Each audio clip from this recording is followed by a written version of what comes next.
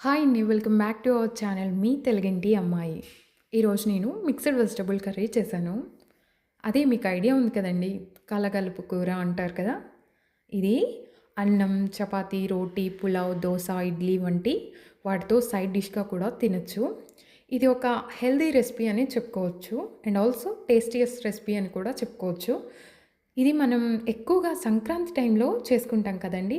అదే మనం అమ్మమ్మ గారింటికి, నాన్నమ్మ గారింటికి వెళ్ళినప్పుడు వాళ్ళు ప్రత్యేకంగా సంక్రాంతి టైంలో చేస్తారండి. నేను అది ఒకసారి అబ్జర్వ్ చేశాను చాలా టైమ్స్. సో, మీకు కూడా తెలిసే ఉంటుంది. ఇది చాలా healthy recipe.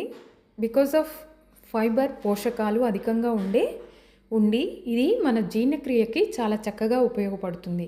One pot meal అని కూడా మనం అనొచ్చు. ఎందుకంటే చాలా సులభంగా, త్వరగా చేసుకోగలిగే రెసిపీ కదా!